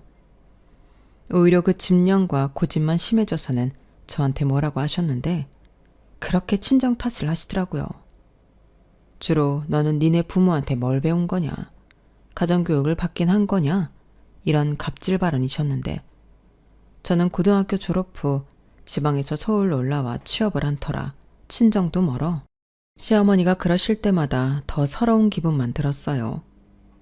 누구보다 저를 사랑하고 또 응원해 주시는 분들인데 시어머니한테 그런 식으로 취급되는 게 그분들의 자식으로 참을 수 없을 정도로 화가 났어요. 그러니 시어머니에 대한 감정은 나날이 나빠질 수밖에 없었어요. 남편은 자기 엄마라 그런지 제가 왜 스트레스 받는지 이해를 하지 못했어요. 그래서 시어머니가 한번 왔다 가시면 부부싸움으로 이어지는 날도 있었는데, 상황이 이렇다 보니 저는 그냥 시어머니가 저희 집에 오지 않으셨으면 좋겠다는 생각밖에 들지 않더라고요. 하지만 시아버님의 중개로 얻게 된 신혼집 비밀번호는 시어머니도 알고 있는 번호였는데, 저는 남편에게 비밀번호를 바꾸자고 했어요. 그러자 남편은 아니, 그렇게까지 해야 해? 비밀번호 바뀐 거 알면 우리 엄마 속상하잖아. 우리 엄마는 우리한테 잘해주고 싶어서 그런 거야. 다만 방법이 좀 서툴고 엄마 고집이 있다 보니까 자기랑 부딪히는 건데, 자기가 어른이니까 좀 이해해주면 안 될까? 맨날 오는 것도 아닌데 자기가 좀 장모님이라고 생각하고 받아줘. 라며 저더러 계속 이해하라고 강요했는데요. 저는 싫다고 했어요.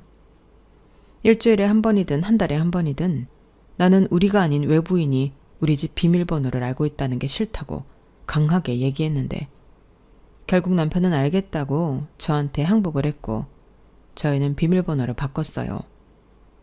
솔직히 친정엄마도 저희 집 비밀번호를 모르는데 시어머니만 자유롭게 저희 집을 드나들 수 있게 비밀번호를 안다는 것도 신경이 쓰였는데요. 그제야 마음이 놓이더라고요. 그런데 그런 평화도 잠시, 시어머니가 저희 집에 오셔서는 비밀번호가 바뀐 걸 아시고는 완전 뒤집어지셨고, 시아버님까지 왜 쓸데없이 비밀번호를 바꿔서 시어머니 심기를 건드리냐며 지금 당장 튀어와서 문을 열어주라고 하셨어요. 아버님, 그건 안 되는 말씀이세요. 저도 지금 근무 중이고 비밀번호는 그 집에 살고 있는 사람만 알고 있는 게 맞는 거죠. 뭐야? 너는 시어머니가 남이야? 하여간 나는 긴 말하고 싶지 않다. 지금 네 시어머니 뒤로 넘어가게 생겼어. 막말로 네 시어머니가 네 집에 간다고 뭐 대단히 큰일이라도 난다니? 빨리 튀어와. 콜 아파 죽겠네 아주. 죄송합니다. 일하는 중이라 갈 수도 없고 그러고 싶지도 않아서요. 저는 말은 그렇게 해도 속은 달달달 떨고 있었어요. 아무리 제가 할 말 다 하는 강큰 며느리라고 해도 시부모님 뜻을 거스르는 건 어려운 일이었는데, 핸드폰 너머 시아버님이 얼마나 화가 났는지 고스란히 다 느껴질 정도였어요. 그리고 시아버님은 제가 말이 통하지 않으니 남편에게 전화를 하신 모양이었는데, 저는 분명 남편에게 무슨 일이 있어도 비밀번호를 알려주지 않기로 신신당부하며 다짐까지 받았지만, 심지가 약하고 워낙에 마음이 유약한 남편은 자기 아버지가 무섭고 자기 엄마의 등살에 어쩔 수 없었다며 저희 집 비밀번호를 알려줬다고 저에게 이실직고 했어요. 당연히 그 말에 저도 뒤집어졌죠. 뭐? 우리 집 비밀번호 알려드렸다고? 미쳤어? 나랑 약속했잖아. 그래. 근데 엄마가 울고불고하고 아빠는 화를 내는데 나더러 어쩌라고. 나도 진짜 어쩔 수 없었어. 당장 튀어오라고 하는데 그럴 수 있는 상황도 아니고 그냥 비밀번호만 알려드리면 끝날 일인데 일을 어렵게 만들 필요가 없잖아. 지금 일을 어렵게 만들지 않으려고 비밀번호를 알려드렸다는 거야? 오히려 지금 자기가 일을 더 크게 만들었지. 자기 원래 이런 사람이었니? 그럼 뭐 하러 나랑 결혼했어? 그냥 어머니 아들만 하지? 왜 또 말을 그렇게 해? 엄마잖아. 그래, 내가 약속 어긴 건 정말 미안해. 그래서 지금 이렇게 미안하다고 자기한테 혼나고 있잖아. 그냥 비밀번호 문제는 자기가 포기해라. 대신 내가 엄마한테 좋게 말해서 너무 자주는 오지 마시라고 할게. 우리도 불편하다고. 그리고 오시게 되면 하루 전에는 연락하고 오시라고 하면 자기도 괜찮지 않아? 나는 장모님한테도 우리 집 비밀번호 알려드릴 수 있어. 남편은 자기 엄마보다 제가 더 다루기가 쉬운 상대라고 생각하는 데 보였어요. 그리고 자기 말처럼만 되면 아무 문제 없는 거 아니냐고. 서로 한 발자씩 양보하자고 하는데 이게 지금 서로 양보하는 상황이 맞는 건지 저는 그저 불쾌한 마음뿐이었어요. 게다가 남편은 자기를 믿어달라고 했지만 저는 시어머니가 당신 아들 말을 잘 들을 것 같지도 않았는데요. 그러나 그런 저의 예감은 적중하고 말았죠. 그러자 남편은 아무 말도 못하고 자기 엄마 눈치 보랴 제 눈치 보랴 바빴는데 그때부터는 시어머니도 시어머니지만 가운데서 아무 도움도 되지 않는 남편이 더 짜증나고 원망스러웠어요. 그래도 연애할 때는 제 말이라면 죽는 신용이라도 하는 사람이었는데 결혼 뒤 남편의 처신과 행동은 그저 저한테 실망스럽기만 했어요. 거기에 시아버님도 저를 못된 며느리로 인식하시는 건지 젊은 사람이 부모 마음도 몰라준다며 저를 예의도 없는 사람 취급하셨는데 제가 왜 억울하게 욕을 먹고 살아야 하나. 결혼한 지 얼마 되지도 않았는데 저는 날로 날로 우울해지기만 했어요. 그러니 시댁의 시자 이야기만 나와도 저는 신경이 날카로워질 수밖에 없었는데요. 두 남자가 자기 편을 드니 기고만장해진 시어머니는 그전보다 더 자주 저희 집을 멋대로 찾아와 당신의 아지트 마냥 이용하셨어요. 제 살림살이는 물론이고 거의 매일 아침부터 저희 퇴근 시간 전까지 저희 집을 편하게 쓰시다 가는 듯 했는데 그런 의심을 하게 된 계기가 있었죠. 제 물건이 난데없이 거실에 굴러다니고 혹은 화장실에서 발견되곤 했는데 정말 이상한 일이었어요. 남편은 제가 거기에 두고 기억을 못하는 거 아니냐고 했지만 제가 제 물건 정리에 있어서는 직업상 제가 정한 곳 말고 다른 곳에서 굴러다니는 꼴을 보지 못했는데 여기서 확실한 증거는 제가 구입 후 단 한 번도 착용한 적이 없는 귀걸이 한 짝이 거실 소파 틈에 끼어 있다는 거였어요. 그 귀걸이는 제 친구 결혼식에 갈 때 착용하려고 사고 언박싱도 하지 않은 새 상품이었는데 그 귀걸이가 소파에 있을 리가 없었죠. 그리고 곧장 저는 제 화장대 서랍을 열어 귀걸이 박스부터 확인했는데 얼핏 비슷하게 재포장이 되어 있긴 했지만 열어보니 역시나 귀걸이는 한 짝밖에는 없더군요. 그때부터 저는 한 사람을 의심할 수밖에 없었는데 일단 무작정 의심을 하면 또 난리칠 것이 분명해서 저는 증거를 잡아야겠다고 생각했어요.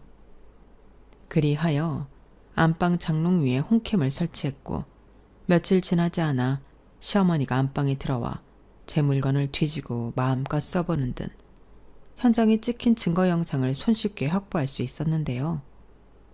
혹시나 싶어 장롱도 뒤져보니 웬걸 없어진 가방이며 지갑 같은 것도 몇 개 있더군요. 그래서 심각한 얼굴로 남편에게 그 문제의 영상을 보여줬어요. 그러자 남편은 자기도 몰래 이런 걸 안방에 설치했냐고 노발대발 개거품을 물었는데 여기서 중요한 건 그게 아니라고 시어머니의 이런 문제 행동을 어떻게 해야겠냐고 저는 따져 물었어요. 열내지 마. 나도 오죽하면 그래. 심증은 있는데 물증이 없으니까 그렇지. 내가 이런 증거도 없이 무작정 어머님이 내 물건에 손대는 것 같다고 하면 자기가 순순하게 내 말을 믿어줬을까? 나는 아니었을 것 같은데 그래서 이랬어. 아무리 그래도 이건 아니지. 입장 바꿔 생각해봐. 내가 자기 몰래카메라 설치했다고 생각하면 자기는 기분 안 나빠? 왜 엉뚱한 대열을 내? 내가 자기 몰래 찍어서 뭘 어쩔 건데? 우리 부부잖아. 그리고 출근할 때만 카메라 켜고 갔어. 자기는 찍히지도 않았다고. 자기 말처럼 자기 물건을 우리 아빠가 몰래 와서 만지고 훔쳐가고 그랬다고 생각해봐. 기분 안 나빠? 그야 당연히. 그것 봐. 나는 그 얘기를 하고 싶은 거야. 결국 자기 어머니가 우리 없을 때 우리 집에 계시니까 이런 일이 생기지. 그래서 뭐 어쩌라고. 또 비밀번호 바꾸자는 소리야? 그리고 아예 시부모님은 우리 집에 오지 않는 걸로 했으면 좋겠어. 아무리 아들 집이라고 해도 장가 보냈으면 존중해야지. 여긴 아들 집이기 전에 며느리 집이야. 우리 반반 결혼했잖아. 진짜 자기는 너무 예민해. 근데 미안하지만 나는 우리 아빠 무섭고 엄마 뒤로 넘어가는 것도 보기 힘들어. 그래? 그럼 그것 때문에 나랑 이혼해야 한다면? 결국엔 자긴 선택해야 해. 나랑 자기 엄마 중에 골라야 한다고. 자기야, 제발 그런 이상한 말 좀 하지 마. 그걸 어떻게 고르냐? 그리고 애당초 그걸 왜 골라? 자기는 자기고 엄마는 엄마지. 몰라. 그럼 나는 안방에 도어락 달 거야. 적어도 내 물건에 손대는 건 못하게 하고 싶어. 설마 그것까지 안 된다고 하진 않을 거지? 나 진짜 더는 못 참아. 알겠어. 그럼 그건 해. 대신 내가 좋게 말할 테니까 그 영상 지워줘. 괜히 그것 때문에 집안에 분란만 일어난다니까. 저는 남편의 말에 점점 희망을 잃어갔어요. 아직 결혼한 지 1년도 되지 않았는데 행복하긴커녕 둘이 아닌 셋이 사는 기분이었고, 이젠 저더러 집안에 분란만 일어난다며 자기 엄마 범죄 현장 영상을 지우라니. 이게 내 편인지 남의 편인지 분간이 되지 않았는데 저는 좋다고 하고 남편이 보는 앞에서 영상을 지웠어요. 왜냐하면 이미 벌써 카피본이 제 핸드폰에 있었기 때문에 그걸 지운다고 크게 달라지는 건 없었는데, 저는 마지막이라고 생각하고 남편이 정말 이번에는 제대로 남편 역할을 해주길 바랬어요. 하지만 인간은 변하지 않는 종족이라는 걸 확인만 하는 꼴이 되었는데, 시어머니는 제가 안방에 도어락을 달아놓자 이번에도 전화해 난리를 치셨어요. 제가 아무리 근무중이라고 해도 당신 하고 싶은 말만 되풀이 하셨는데, 그때도 네가 무슨 권리로 안방을 잠그냐고 노발대발 하셨어요. 안방이 너만 쓰는 안방이야? 내 아들도 쓰는 방인데 네가 뭔데 안방을 잠가? 당장 비밀번호 풀지 못해? 이렇게 기함할 소리만 골라 하셨는데 어디까지 하시나 싶어 저는 녹화 녹음 버튼을 눌렀어요. 그러자 시어머니는 제가 아무런 대꾸도 하지 않는다고 더 열받아 녹음되고 있다는 사실도 모르고 잘도 떠드셨는데, 그 내용은 더 가관이었죠. 네가 아무리 맞벌이 한다고 뻐기고 다녀도 네가 내 아들 돈 안 쓴다고 할 수 있어? 내가 뭐라고 하냐? 남편 내조에 성심성의껏 하라고 하잖아. 그리고 애도 그래.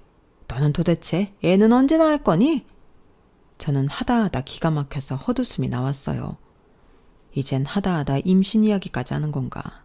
어이가 없었는데 그 뒤 말이 더 환장할 소리더라고요. 네가 시집와서 시문보랑 남편한테 잘해봐라. 그럼 조상님이 너한테 복을 주지. 그래야 아들도 낳을 수 있는 건데 너는 어떻게 돼 내가 한결같이 이기적일 수가 있니? 그럼 뭐하러 결혼했어? 혼자 살지. 여기까지 듣는데 진심 혼자 살고 싶었어요. 내가 왜 결혼을 해서 이런 취급과 이딴 소리를 듣고 있나. 이 정도 더러운 걸 봤으면 이혼하지 않으면 더 이상한 거 아닌가 하는 생각이 들었는데요. 그래서 중대한 결심을 했어요. 이참에 다 까고 끝장을 보자 마음을 먹었죠. 그리하여 남편과 시댁에 가기로 했고, 저는 시부모님 앞에 안방에서 찍어놓은 홈캠 영상을 재생시켰는데, 거기엔 시어머니가 제 옷방과 제 가방, 거기에 화장품 액세서리까지 죄다 꺼내서 입어보고 바르고 두르고 하는 영상이 전부 다 찍혀 있었어요. 그러자 시어머니가 깜짝 놀라 어쩔 줄 몰라 했는데, 남편은 이걸 어떻게 갖고 있냐고, 자기 앞에서 지운 영상은 뭐냐고 저를 다그쳤어요. 그러자 시아버님도 얼굴이 금방이라도 터질 것처럼 새빨개졌는데, 곧장 시어머니에게 애들 집에 가서 뭐 하는 짓이냐고 천둥같이 버럭 소리를 지르셨어요. 그러자 시어머니는 쩔쩔매며 그냥 호기심에 제가 예쁜 걸 많이 갖고 있으니까 그랬지. 당신이 뭐 나 그런 거 한번 사줘본 적 있어? 라고 하셨는데 그러면서 눈물이 그렁그렁 하셔서는 저를 원망하듯 쳐다보셨어요. 아니, 저는 피해자인데 왜 저를 그렇게 보시는 걸까요? 심지어 그 전에 도둑 맞은 가방과 지갑은 그 영상에 있지도 않아 이참에 그 집에서 뒤져서 돌려받을 심상이었는데 남편 말대로 그 영상으로 인해 그 집구석은 난리가 났어요. 급기야 자기 분을 못 참은 시아버님이 밥상을 엎고 리모컨을 던지는 등 공포 분위기를 만들었는데 건장한 남자인 남편도 어쩔 줄 몰라 하더라고요.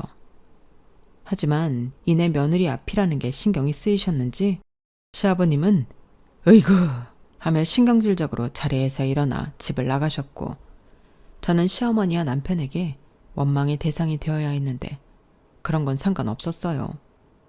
이미 끝장을 볼 마음으로 시댁에 왔고 일도 벌인 거라 그런 건 하나도 무섭거나 두렵지 않았죠. 시어머니는 무서웠던 당신 남편이 집 밖으로 나가자 갑자기 저에게 달려들었는데 그러면서도 입은 살았는지 계속 궤변을 늘어놓았죠. 이래서 집안에 여자가 잘 들어와야 하는 건데 너 때문에 우리 집 바람 잘 날이 없다. 내가 내 아들 쓰는 안방에 왜 들어가면 안 되는 건데? 네가 산 그 물건들도 결국엔 내 아들 돈으로 산 거잖아. 그럼 나도 그거 좀 써봐도 되는 거 아니니? 어디서 건방지게 몰래카메라를 설치해서 사람 엿을 먹여? 아주 살림하는 꼬라지를 보고 본데 없이 자랐다는 건 알고 있었지만 이 정도로 엉망인 줄은 몰랐다. 나는 아무리 시어머니한테 감시랑 구박을 당해도 너처럼 굴지 않았어. 이렇게 말씀하셨는데 시어머니의 주장은 한마디로 자기도 그러고 시집살이하고 살았으니 너도 똑같이 당해야 한다는 거였어요. 자기는 찍소리 하지도 못하고 참고 살았는데 저는 참지도 않고 오히려 이렇게 자기를 엿먹여 곤란하게 만든다고 자기만 억울하다 했는데 저는 그런 시어머니의 말에 동요하지 않고 제 할 말을 똑부러지게 했죠. 어머니, 이것들 산 영수증 저한테 다 있는데 이거 전부 제 돈으로 산 거예요. 어머니, 이거 범죄예요. 제가 이 영상 가지고 경찰서 가서 어머니 신고하면 어머니 어떡하시려고 그러세요? 저 긴 말하고 싶지 않고요. 장롱에서 가져간 가방이랑 지갑 돌려주세요. 그리고 다시는 저희 집에 오지 않는다고 약속해 주시면 저도 이쯤에서 그만둘게요. 영상도 지우고요. 시어머니는 제 말에 콧방귀를 뀌었어요. 이젠 며느리가 시어머니를 도둑 취급한다며 그것도 증거 영상이 있냐고 제가 자기를 모함한다고 몰고 갔는데 남편은 그 와중에도 아무 말도 하지 못했어요. 양쪽에 말리는 척을 하긴 했는데 저한테 그만하라고 눈치는 계속 주더라고요. 그래서 어쩌면 더 밀어붙여야겠다는 생각이 들었는데 저는 그때 이혼 얘기를 처음 꺼냈어요. 어머니, 지금 저한테 약속해 주시지 않으면 저는 이혼할 생각이거든요. 아들 이혼시키는 게 더 낫겠다 싶으시면 끝까지 버티세요. 다만 저는 이 영상 증거로 낼 건데 그건 괜찮으시죠? 제가 이렇게 말하자 이혼 소리에 남편이 많이 놀라 저를 쳐다봤는데 저는 남편에게도 스스럼 없이 말했죠. 왜 놀래? 설마 이렇게 말도 안 되는 결혼 생활을 내가 계속할 줄 알았어? 아니, 자기가 일을 크게 만들잖아. 별일도 아닌데. 별일이 아니야? 그럼 이참에 내가 우리 아빠 우리 집에 몰래 와서 내내 계시라고 이야기해볼까? 자기한테 잔소리하고 자기 물건 막 만지고 여기 내 딸 집이라고 버텨보라고 해볼게. 그래야 내가 얼마나 짜증나고 여태 참았는지 알 거 아니야. 이건 엄연한 사생활 침해라고. 사생활 침해? 너 웃긴다. 내 아들 집인데 사생활이 어딨어? 그래서 말씀드리잖아요. 더는 이렇게 못 산다고요. 저는 기회를 드렸어요. 싫으시면 저희 그냥 이혼할 테니까 어머니 아들 다시 데려가세요. 평생 그렇게 끼고 사시지 뭐하러 장가를 보내셨어요? 손주 욕심에 장가 보내셨나요? 그만해. 알겠어. 엄마, 그냥 이제 엄마가 우리 집에 안 온다고 한마디만 해. 그럼 영상도 지운다고 하고 지연이도 넘어간다고 하잖아. 뭐야 이놈아? 너 지금 내 앞에서 네 마누라 편드는 거야? 네가 어떻게 나한테 그래? 엄마가 괜히 그래? 너 대접받고 편하게 살라고 그러는 거지. 그래서 내가 지금 편해? 아니잖아. 엄마가 이러면 이럴수록 나는 더 힘들다고. 어머니는 믿었던 당신 아들의 말에 억장이 무너진다는 듯 털썩 주저앉아 닭똥 같은 눈물을 뚝뚝 흘렸어요. 자기는 여태 다정한 아들 하나 바라보고 살았는데 이젠 그 아들도 며느리가 뺏어가고 없다며 서럽게 울기 시작하셨는데 그 모습이 측은해 보이는 게 아니라 저는 오히려 섬뜩해 보이더라고요. 이런 집구석 아들인 줄 알았으면 고이 거기에 두지 결혼해서 빼오지 않았을 텐데 진심 후회가 되었고 저는 이젠 이 꼴도 더는 보기 싫다고 반반 결혼했으니 가져온 대로 다시 나눠 갖자고 헤어지자고 했는데 남편은 뭘 잘했다고 자기는 이혼할 수 없다며 버티더라고요.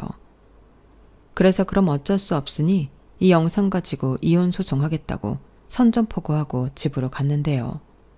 집에 가자마자 비밀번호부터 바꿨어요. 저보다 늦게 집에 도착한 남편은 비밀번호가 바뀐 걸 알고 화를 내며 당장 문을 열라고 소리를 질렀는데 저는 이혼하면 네가 싫다고 해도 내가 가지고 온 거 갖고 나갈 거라고 했죠. 그러자 남편은 더 약이 올랐는지 현관문을 냅다 발로 걷어차고 난동을 부렸고 옆집 신고로 저 역시 집 문을 열 수밖에 없었는데 저희 신혼집 아파트가 전세이긴 했지만 계약자가 공동명의라 제가 문을 잠그고 일방적으로 남편을 내쫓을 수는 없다고 경찰이 설명해 줬어요. 그래서 더럽고 치사하지만 그 인간이랑 한 집에 있을 수는 없어 제가 제 짐을 싸서 호텔로 갔는데요. 마음 같아서는 친정에 가고 싶었지만 이혼 소송을 하려면 당분간은 서울에 있어야 했죠. 그리하여 그때부터는 백화점에 휴직서를 내고 속전속결 이혼 소송을 진행하려 발빠르게 움직였는데 제가 가지고 있는 영상과 녹음이 있으니 일단 이혼 청구는 할 수 있다고 하셨어요.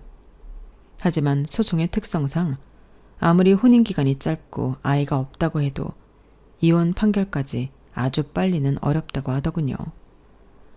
그래서 한원 수 없이 단기로 지낼 집도 구했어요. 물론 휴직계를 냈기에 소장을 발송한 뒤에는 친정에 가서 이혼 소송을 하게 되었다는 걸 알려드렸는데 친정 부모님 표정은 좋지 않았어요. 이혼이라는 게 부모님 입장에서는 충격이었던 것 같았죠. 제가 왜 이혼까지 하게 되었는지 그 이유를 알고부터는 무슨 그런 정신병자 여편네가 있냐고 저더러 왜 참고 살았냐고 도리어 저한테 화를 내시더라고요. 그 모습에 죄송하기도 하고 이만하면 나도 많이 참고 결정한 거라는 생각도 들었어요. 저는 재판 중 문제를 해결하려 나름 열심히 노력한 점을 많이 어필했어요. 그리고 고부 사이에서 중간 역할을 잘했어야 했던 남편의 어중간한 태도와 결정적일 때 제 편이 아닌 어머니 편을 들면서 더 이상의 혼인관계를 유지할 수 없다고 강력하게 주장했는데요. 결국 시간은 좀 걸렸지만 저의 승소로 끝이 났어요. 남편과는 재산 분할이라고 할 것도 없이 전세 보증금과 살림살이를 처분해 반반씩 나누기로 했고 저는 시어머니를 상대로 위자료 청구도 했는데 시어머니 때문에 이혼하게 되었다는 것이 인정이 되어 아주 큰 금액은 아니어도 제대로 시어머니에게 한 방은 날릴 수 있었어요. 당연히 시어머니는 인정할 수 없다고 또 뒤집어졌죠. 하지만 이미 법원에서 판결이 난 일이었고 시어머니의 말로 빼도 박도 못하는 상황이었는데 시아버님은 그딴 위자료 줄 수 없다며 버티셨고 하는 수 없이 남편이 자기 엄마가 물어야 할 위자료도 대신 내줬죠. 덕분에 저는 1년 만에 결혼 생활을 끝내면서 돈이라도 더 쥐고 나올 수 있었는데요. 일단 심신이 지쳤기에 저는 고향으로 내려가 시간을 보냈어요. 그러다 다시 백화점 일을 하기보다 다른 일을 하고 싶어 바리스타 자격증을 따고 카페에 취직해 일을 하기 시작했는데 이게 의외로 제 적성에 맞아 재미있었어요. 그래서 그렇게 모은 돈과 경험을 토대로 이혼한 지 2년 만에 작은 강해지만 저만의 카페를 차렸습니다. 지금 재혼한 남편은 제 카페에 자주 오던 단골 손님이었어요. 이젠 손님과 눈 맞아 연애하는 건 절대 하지 않겠다고 생각했는데 제가 워낙 다른 곳에 갈 일이 없고 사람도 카페에서 일하며 만나는 사람이 아니면 누굴 만날 기회도 없었으니 제 결심과 다르게 손님과 다시 연애를 하게 되었는데요. 그때는 제가 이혼한 지 2년밖에 되지 않아 무척 조심스러웠어요. 게다가 상대는 결혼한 적이 없는 초혼이기도 해서 굉장히 조심스러웠는데요. 어째 그만둬야 한다고 생각하니 애틋한 마음만 많아져서 나중엔 제가 더 그 남자를 좋아하게 돼버렸어요. 하지만 차마 이혼녀 주제에 고백할 용기는 없었는데 그 남자가 먼저 손을 내밀었죠. 제가 이혼 경력이 있다는 걸 알면서도 그런 건 중요하지 않다고 저에게 다가와줬는데 저는 그게 콩깍지인지 뭔지 모르지만 그 남자의 말에 감동했어요. 그렇게 조심스럽게 연애를 시작했고 저는 한번 크게 대였기 때문에 연애는 할지언정 결혼은 생각도 없었어요. 우연이지만 전 남편이 제가 카페도 차리고 연애도 한다는 사실을 알고 질투인지 뭔지 개거품을 물고 난리를 피운 적이 있었어요. 그때 제가 재빠르게 경찰에 신고해 큰 피해는 없었지만 심장이 벌렁거려 많이 놀랐더랬죠. 그리고 제가 경찰서에 있을 때 그때 당시는 남자친구였던 지금의 남편이 달려와 줬어요. 그 사람한테는 그 사건이 저와 결혼을 해야겠다 결심하게 된 사건이라고 하더라고요. 물론 제 마음이 변하기까지 시간이 또 걸렸는데 결국 진짜 인연은 어쩔 수 없는 건지 저는 남편과 재혼했답니다. 사랑스러운 천사가 저희에게 먼저 찾아왔거든요. 아마 저희 큰딸이 아니었다면 저는 재혼을 결심하기까지 시간이 더 많이 걸렸을 것 같았는데 그래서 남편은 지금도 큰딸이 자기한테는 은인과도 같은 존재라고 더 많이 애착을 가지고 있어요. 그러니 둘째는 자연스럽게 엄마인 제 몫이 되었는데 저는 둘째가 막내라 그런지 그렇게 귀엽더라고요. 그리하여 어쩌다 보니 자연스럽게 저희 네 가족은 두루두루 사이가 참 좋은데 가끔 카페 쉬는 날 외출해서 남편과 아이들이 신나게 놀고 있는 모습을 볼 때면 아, 나 지금 너무 행복하다 라는 생각이 절로 드는 거 있죠. 요즘은 또 이런 진짜 인연을 만나려고 그 초란스런 시간을 보냈나? 그런 생각도 많이 드는데 얼마 전 마주치게 된 그 사건은 저에게 참 많은 여운을 남겨줬어요. 허리도 많이 굽고 얼굴엔 주름과 검버섯이 많이 끼어 있었지만 저는 그 사람이 전 시어머니라는 걸 단번에 알았거든요. 그리고 이젠 남이 된 시어머니도 저를 알아보는 듯 그 자리에 멈춰 섰는데 서로 아무 말도 하지 않았지만 굉장히 많은 감정이 교차하더라고요. 그리고 이내 전 시어머니가 제 딸들을 보며 묘한 서글픈 표정을 짓기도 했는데 그런 데는 나름 이유가 있더군요. 결국 그 지독한 아들 사랑 때문에 시어머니는 아들한테 버림을 받은 모양이었어요.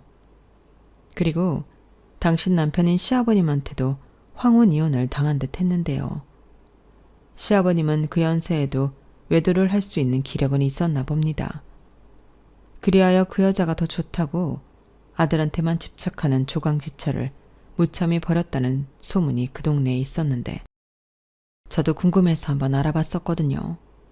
이게 알아본다고 알아질까 싶긴 했는데 그 동네 가니까 의외로 너무 쉽게 그 집구석 사정을 알 수 있었어요.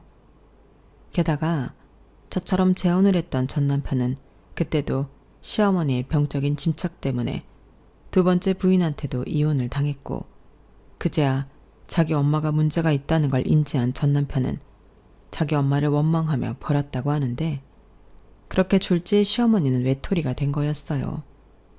일을 얼마나 많이 했는지 못 본 사이에 예전에 비해 많이 망가져 있었는데 다 자업자득인 것을 탓할 곳은 없겠죠. 그러게 왜 아들 장가 보내놓고 그 미련을 버리지 못해 자기 팔자를 벼랑 끝으로 몰았는지 저는 지금도 저와 저희 딸들을 보며 슬퍼 보였던 전 시어머니의 그 눈빛을 잊을 수가 없습니다. 과연 그때 전 시어머니는 어떤 생각을 하고 있었을까요? 혹 이제는 저한테 당신이 큰 잘못을 했다는 걸 인정하고 계실까요?